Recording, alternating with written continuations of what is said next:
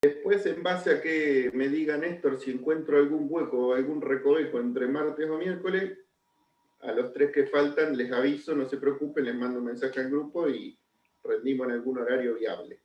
Si no, será el otro martes, si es que se mantienen las cosas funcionando. Así que bueno. Bueno, habíamos dejado en la parte, me faltaba, si mal no recuerdo, solo los antipsicóticos. Sí. Bien, que sería el tratamiento de nuestros queridos psicóticos. Bueno, los antipsicóticos son si se acuerdan, cuando vimos esa primera clase de cómo iban saliendo los fármacos, junto con el litio, son de los fármacos más viejos. Los antidepresivos y los estabilizadores del ánimo, esos son un poco más modernos que los antipsicóticos. Guarda, no todos, porque hay antipsicóticos que sí son muy modernos y surgieron hace pocos años. Tengan en cuenta que ningún fármaco que nosotros vamos a nombrar así como los estándares que nombramos, surgieron hace poco. Ustedes van a ver que la psiquiatría tiene como una limitación en la construcción de sus fármacos. Empiezan hasta un momento no hay fármacos, en un momento empiezan los fármacos, y vamos a llegar a mediados de los 90, yo diría principios de los 2000, entre el 2000 y el 2010, y ahí, yo les diría, a mediados de los 90, muere la farmacología psiquiátrica. ¿En qué sentido muere? En que todo lo que aparece en el mercado después de eso son variaciones de fármacos preexistentes, o sea, son nuevos antidepresivos parecidos a los CIR, son nuevos antipsicóticos atípicos parecidos a los que yo había, o sea, pero los verdaderos fármacos, los que desculan y revolucionan el mercado, dejaron de salir hace mucho. Un ejemplo que vamos a ver es la clozapina, que nació con el haloperidol casi en los años 50 y es el antipsicótico más potente que tenemos, y al día de hoy no se ha construido ningún antipsicótico que lo supere.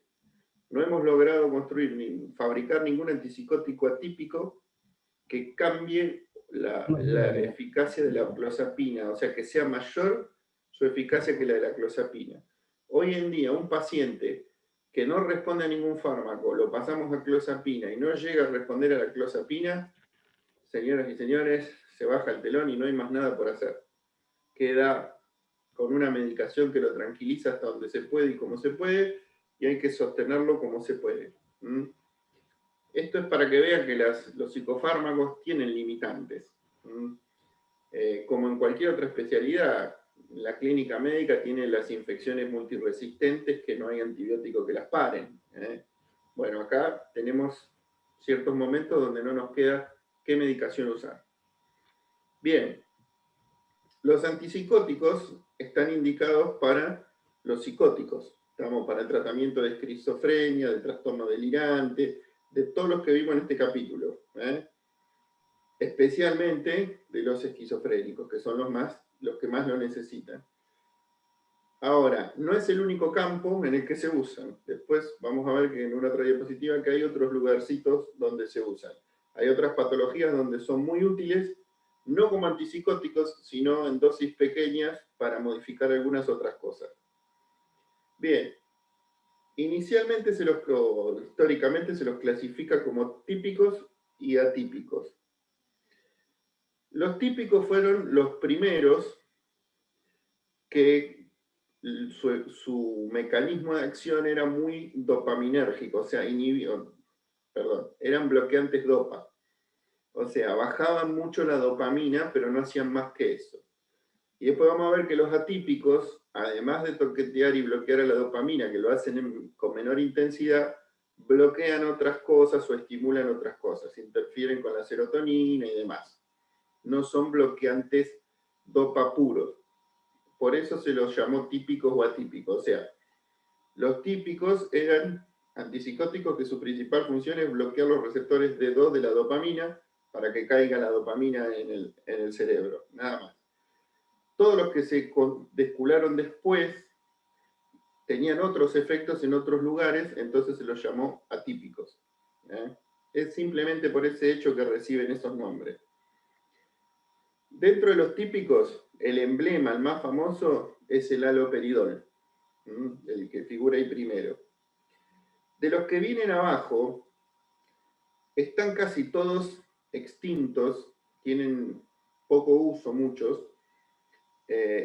Los que se siguen usando es uno que tiene ese nombre larguísimo que dice levomepromacina y otro que viene más abajo que dice clotiapina. Esos dos no se usan como antipsicóticos en sí, sino que se usan para producir sueño. ¿Por qué? Porque salvo el haloperidol, la gran mayoría de los otros antipsicóticos típicos da mucho sueño. Y a medida que sube la dosis, más sueño da.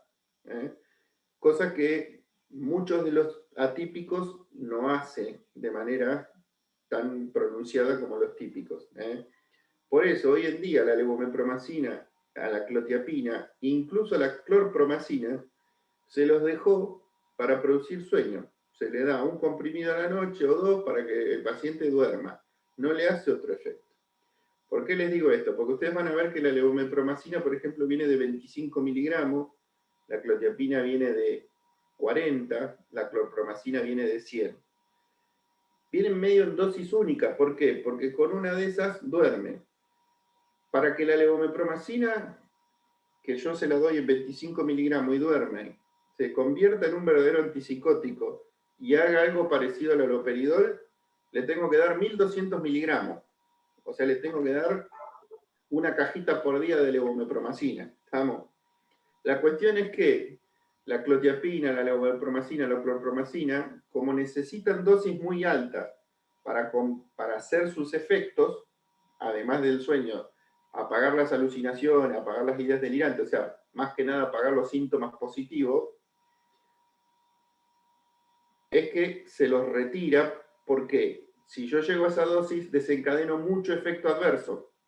Entonces no tenía ningún sentido que yo a una persona le dé 1200 miligramos de levomepromacina, cosa que además de darle mucho sueño, iba a desencadenar temblores, rigidez y un montón de otros despelotes, si yo le podía dar 2 o 3 miligramos de haloperidol y ya está.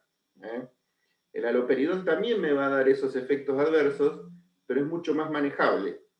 Yo me manejo con dosis chiquitas, de 5 miligramos, 10 miligramos, 20 miligramos, 30 miligramos, voy subiendo y bajando, y los efectos adversos siempre en ellos son generalmente dosis dependientes. Subo la dosis, aparece el efecto adverso. Bajo la dosis, desaparece el efecto adverso. Tienen efectos adversos que no dependen de la dosis, pero no son tan frecuentes de ver.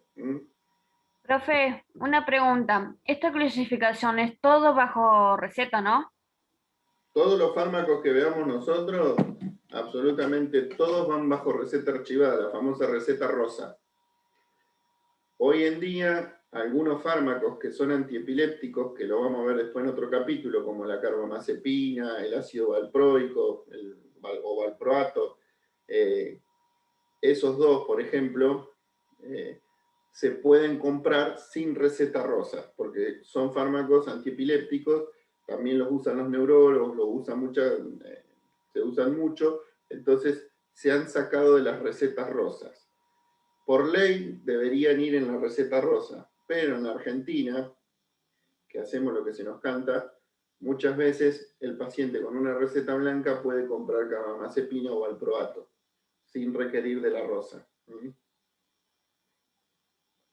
No debería ser así, pero bueno, en este país, si vos vas a la farmacia a cierto horario, tocas la ventanita del costado, podés comprar una tabletita de clonazepana, 200 pesitos, 100 pesitos, sin ningún problema, sin receta, sin nada, y te vas contento corriendo a la farmacia.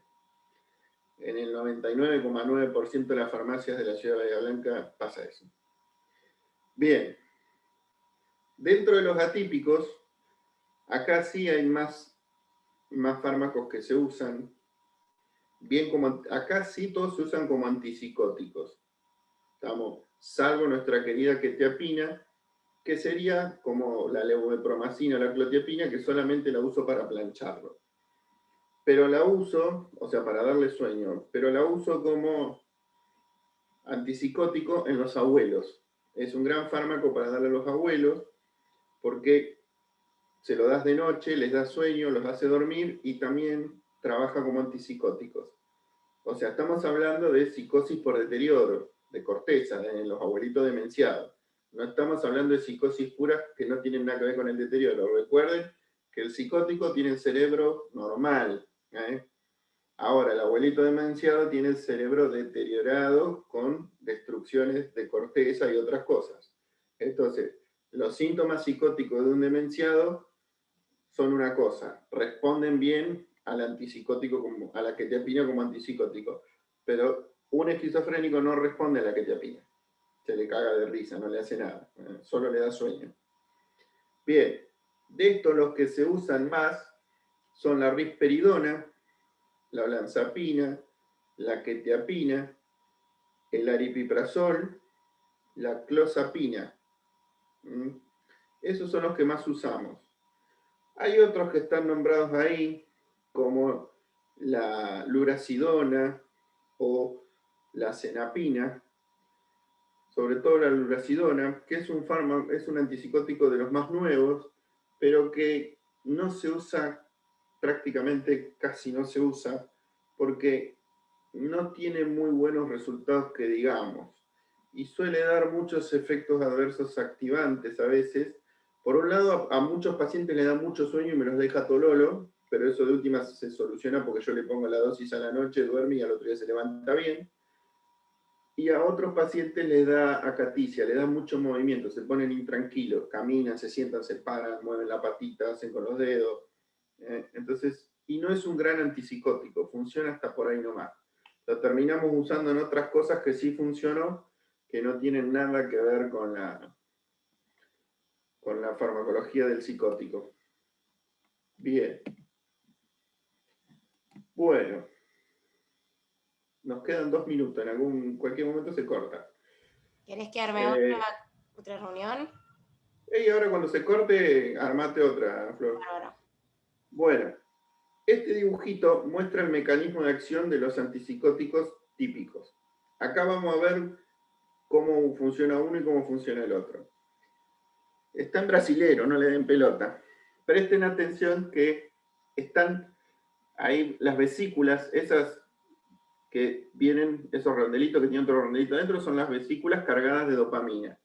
Como vimos el transporte, llega a la membrana y esa membrana libera la dopamina y la dopamina viene hasta el receptor de enfrente.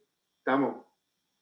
Fíjense que el antipsicótico está hecho como una barrita negra larga y se apoya la barrita sobre el receptor postsináptico. ¿Eso qué hace? Impide que la dopamina se pegue al receptor de la siguiente neurona y ejerza su efecto. Y a su vez, fíjense que también bloquea la recaptación de dopamina. Fíjense que de este lado la dopamina es recaptada por el canal y vuelve a la vesícula para reutilizarse. Pero del otro lado está la tapita negra que le impide recaptarla, o sea, volver a la presinapsis. Entonces, ¿qué pasa? La dopamina queda dando vuelta ahí, no se recapta ni puede ejecutar sobre el receptor, entonces tengo una dopamina que no funciona. Y las enzimas del espacio intersináptico se la morfan y la desarman. Entonces, ¿qué hago yo con esto? Logro que los niveles de dopamina bajen. La principal función del antipsicótico típico es bajar los niveles de dopamina a nivel